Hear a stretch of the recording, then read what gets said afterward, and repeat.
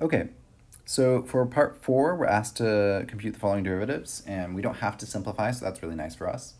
So the first thing I'm going to do part A is I'm going to rewrite f of x in a way that's a little bit easier for us to deal with. So I'm going to rewrite it as the natural log of, so this fourth root of x cubed I can rewrite as x to the 3/4.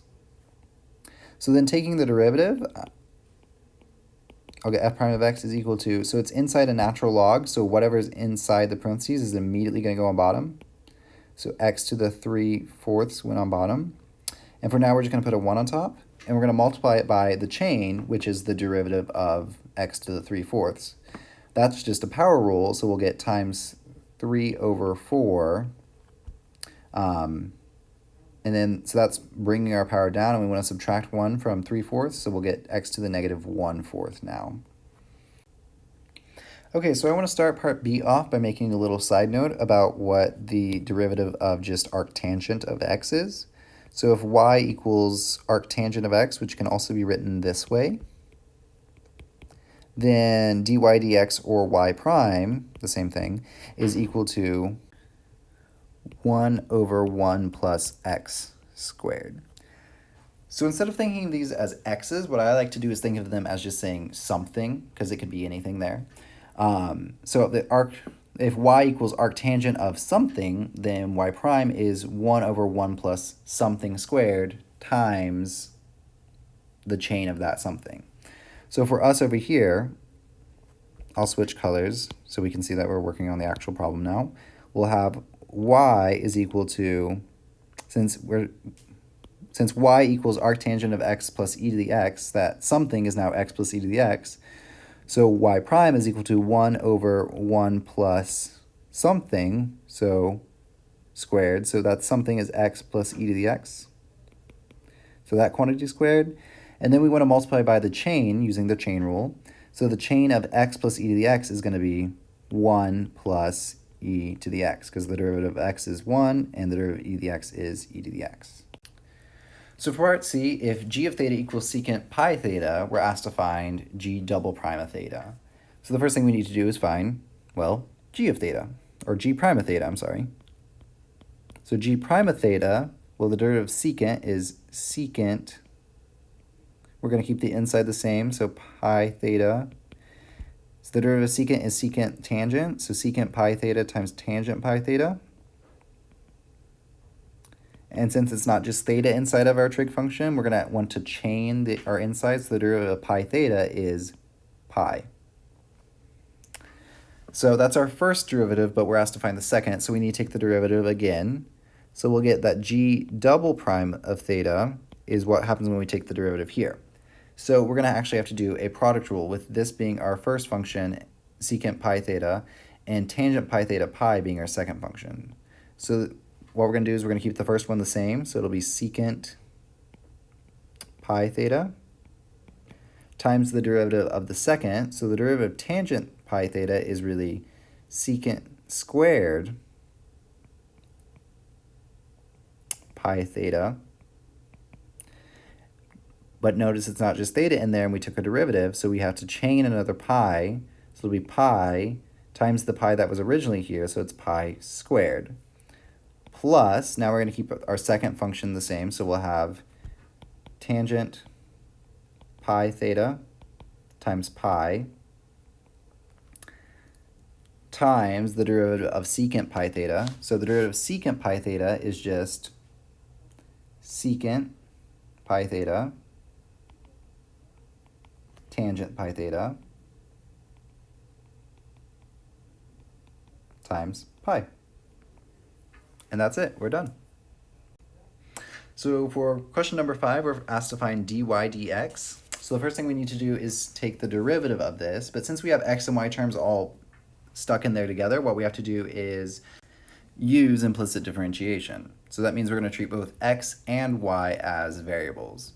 So for the first term, we have x natural log of y. Well, that means we have one function of a variable times another function of a variable, and we're trying to take the derivative. So we're going to need to use the product rule. So our first function is going to be x, and the second one is going to be a natural log of y.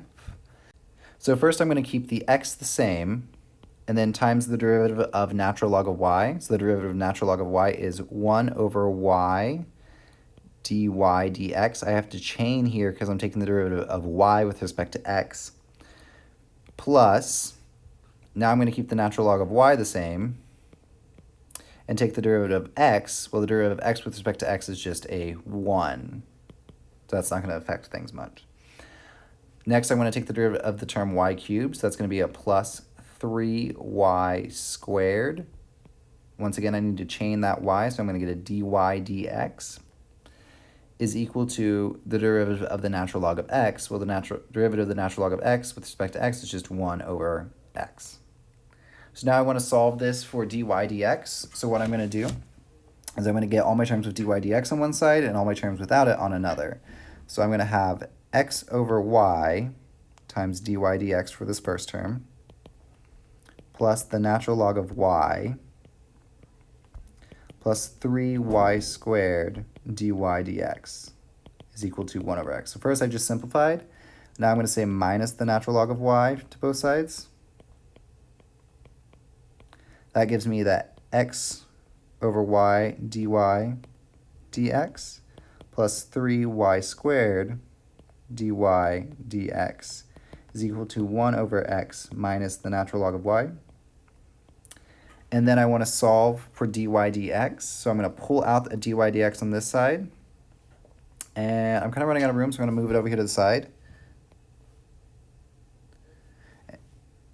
And I'm going to get that dy dx I can pull out is going to, when I pull it out, I'm going to be left with x over y plus 3y squared on the left-hand side is equal to 1 over x minus the natural log of y. And then I want to solve for dy dx, so I'm going to divide by, I'm going to divide by this x over y plus 3y squared term. So then I'm going to get dy dx is equal to 1 over x minus the natural log of y over x over y plus 3y squared. So dy dx equals this expression. Okay, so for this problem, we are told that an airplane is flying at a constant speed of 460 kilometers per hour at an altitude of 5 kilometers towards a radar station. Let theta represent the measure of the angle between the radar station, the angle of elevation from the radar station to the plane as shown in the diagram. And we want to determine the rate of change, or the rate at which the angle of elevation is changing at the moment theta equals pi over 3. So what we're dealing with here is a related rates problem. So how I like to approach these is just write down what I'm looking for first. So first I'm asked to find the rate at which the elevation is changing at the moment theta equals pi over 3. So that means I'm looking for d theta dt, because this is the rate at which theta, our angle, changes. So that's going to equal a question mark. We don't know what that is yet. So the other thing I know is I know that theta is equal to pi over 3. That's given right at the very end. That's the important angle that I care about. We also know that our airplane is flying at a constant speed of 460 kilometers per hour. So it's flying in the left direction as shown here in the diagram. So what we're going to do is we're going to say, let's call this side of our triangle x and this side y. So first of all, y, real quickly, will just equal 5 because it's flying at a constant height of 5. But where the rate at which x is changing, so dx dt, is 460 kilometers per hour. So at 460 kilometers per hour, notice that we're headed towards the radar station according to our picture. So that's going to be a negative 460 because our x value is actually getting smaller. So our rate of change would be negative. So using this information, we want to find an equation that's going to relate these knowns to us. So we want something that's going to relate theta, x, and y. So what we can do is we can say that tangent of theta using SOHCAHTOA is going to equal y over x. Now because y is always a constant, we can then say that tangent of theta is always going to equal 5 over x. So what we're going to do is we want to find that x value when theta is equal to pi over 3, because that's important for us. And so we'll do tangent of pi over 3 is equal to 5 over x, and we're going to want to solve this for x. So the first thing to note is that tangent of pi over 3 is the square root of 3 is equal to 5 over x. So multiplying both sides by x, I'll get x square root of 3 is equal to 5, divide by the square root of 3, and we're going to get x is equal to 5 over the square root of 3. So that's great, but that's not what we're asked to solve, but this will come back up later. We're asked to find for d theta dt. So what we're going to want to do is take our equation tangent theta is equal to 5 over x, because now we have an equation with just theta and just x, and d theta dt is what we want to find, and dx dt is what we know. So we're going to take the derivative of this. So when we take the derivative of this, we're going to get that secant squared theta on the left-hand side times d theta dt, since we have to chain that theta, since we're taking the derivative with respect to time, is equal to, this will become negative 5x to the negative 2, because 5 over x is equal to 5x to the negative 1. So then to take the derivatives, I just bring that negative 1 down and subtract 1. So I'll get negative 5x to the negative 2. Since I took the derivative with respect to t, I'm going to need to chain a dx dt.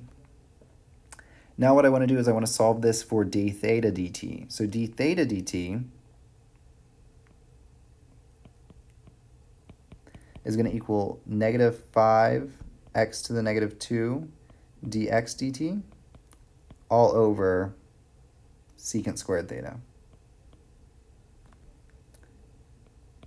So plugging in some things we know, d theta dt is going to equal negative 5. So that x to the negative 2 I can rewrite as a fraction. So x to the negative 2, well, x is what we found over here to be 5/3, 5 over the square root of 3, I'm sorry, will become 5 over the square root of 3 squared times dx dt, which is a negative 460, all over secant squared